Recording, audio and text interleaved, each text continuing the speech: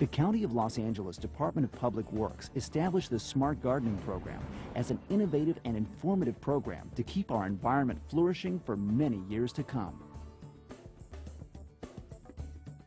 Today, the Smart Gardening Program has evolved into an exceptional and easily executed series of popular and proven techniques with benefits that are achieved when we make a concerted effort to think smart and get with the program. Are you ready to do something that will make a world of difference to the environment? Something that not only makes your lawn healthier and greener, but gives you more leisure time to enjoy it? Then you're ready to learn about grass recycling. Of all nature's plant life, grass is probably the most visible. And because it's all around us, grass is the one form of vegetation that we're most likely to take for granted. But everywhere you go, chances are you'll see grass. On our golf courses, in our public parks, around our homes. Even in the heart of busy urban areas, grass is a welcome and calming sight. And like all living things, it needs care and nurturing to survive. Glad you could join us. I'm Sue Nelson, and today I'm talking with Frank McDonough. Come on over here, Frank. Frank is a botanist at the LA County Arboretum, and today he's going to be sharing a few steps with us and about how we can improve and protect these tiny fibers of green that carpet our planet. Well, I think we can all agree that our yards and cities would look pretty grim without grass. That's true, but lawn has other functions besides just making your property look better. Really? What other functions? Well, we all know how hard it can rain here in Los Angeles County. I'll say, it doesn't happen very often, but when it does, look out. Well, as bad as it gets, it could be much worse if we didn't have grass. See, grass acts as a natural sponge. It soaks up the rain, but when too much rain comes down too fast, the soil's in danger of being washed away. Okay, so that's what causes mud and landslides then, right? Right. But the interlocking network of roots beneath our grassy lawns holds the soil in place and prevents it from shifting or being washed away. So grass acts like a thick layer of glue that holds the ground in place. And it also holds nutrients in place, saving them for lawns and nearby environments. Well, because of its natural absorbency, then it would stand to reason that grass would play an important role in reducing the amount of contaminants that could pollute our beaches and coastal waters. Now you understand why grass is so important to our homes and cities. There's a lot more to it besides the beauty on top. Okay, well, what can we do to ensure that these pastures remain green and healthy? Well, there are several things we can do, but it all boils down to two basic concepts: lawn care and grass recycling. Sounds easy enough. Where do we start? Where everybody else with the lawn starts. Ladies and gentlemen, start your engines.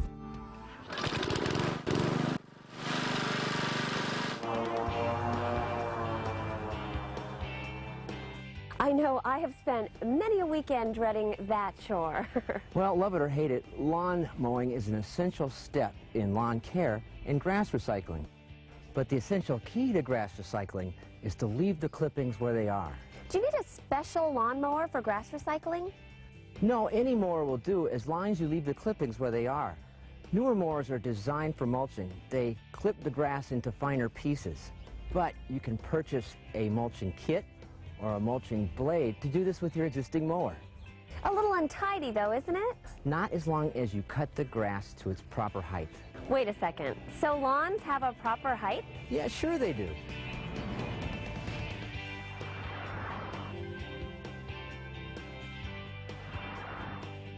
As this chart shows, there are a number of different grass types, and each one has an ideal height to ensure its health and vitality.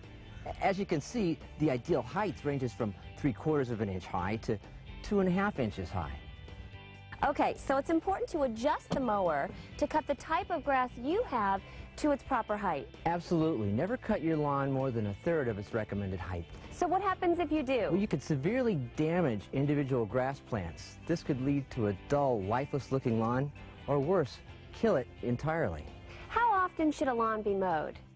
It varies, but you should leave as much time between cuttings as possible. Doing this allows the grass plants to recover from the previous cutting. And it also allows time for whoever cuts it to recover. How fast your lawn grows and how much wear and tear it receives dictates how frequently you'll mow it. Just remember not to mow it more than 1/3 of its recommended height. Point taken. And if you have a gardener, ask them to follow the techniques of grass recycling. Now, there are some people who rely on grass clippings as part of their green materials for their composting needs. Any tips for them? Yes, they should rotate their method. One week, they should leave their grass clippings on their lawn. Then the following week, put your clippings in your compost bin as part of your green materials. By following the simple rotation, you'll be able to keep your lawn tidy and to put your clippings to good use in your compost bin. And they won't be clogging up our landfills. That's the idea. Where to next? I'm glad you asked. Nice place. But why are we here? Well, since we're going to be talking about fertilizing your lawn, I thought this would be the appropriate place. Aha, going right to the source, so to speak. Well, let me just say that grass recycling does reduce the need for fertilization. But if you believe you need to add fertilizer to your lawn, then this is the approach you should take.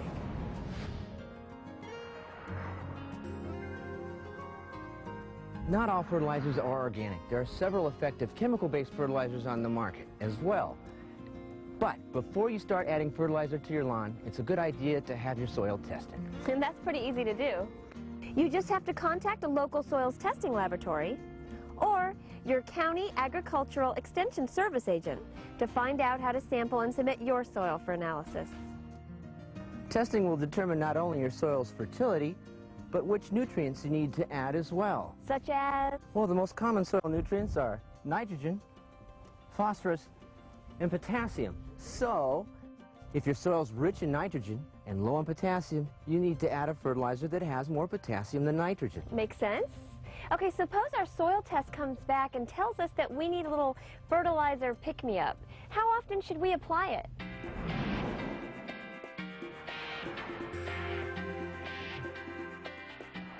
As these charts indicate, not all grasses are the same. Some are cool season grasses, which do well in cooler climates, and some are warm season grasses, which perform extremely well here in sunny Southern California. So the type of grass you have dictates when and how often you should apply the fertilizer to the lawn. Exactly. However, we found that applying small amounts of fertilizer more regularly is much more effective than large amounts less frequently. What's the most effective way to apply fertilizer? A rotary spreader is the best tool for this kind of job. It will reduce or eliminate streaks of different shades of green caused by uneven distribution. What about spreading it by hand? Not a good idea. Getting a nice even spread by hand is difficult, even for a trained professional. The spreader it is then. Anything else we should know? Yes, it's important to keep fertilizer off of non-lawn areas like sidewalks, driveways, and streets. We need to keep chemicals from finding their way into our storm and sewer systems. Good point. Runoff from sprinklers or hoses can carry contaminants like fertilizer and pesticides into our storm drains, and it'll pollute our beaches and oceans.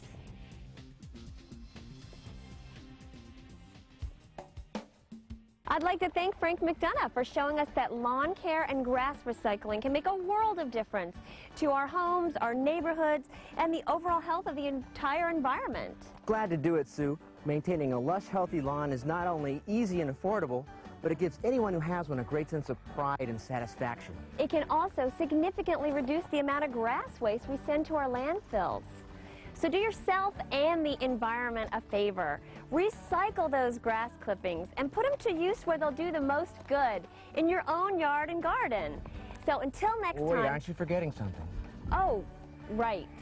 Grass recycling is just another one of the techniques featured in the Countywide Smart Gardening Program. For greener, healthier lawns and gardens, think smart. And get with the program. The Smart Gardening Program, providing simple practices to help you develop healthy and beautiful lawns and gardens. With your involvement, we can make a world of difference. For more information about the Smart Gardening Program, call 1-888-CLEAN-LA or visit the website at www.smartgardening.com. Call or log on today to discover how you can think smart and get with the program.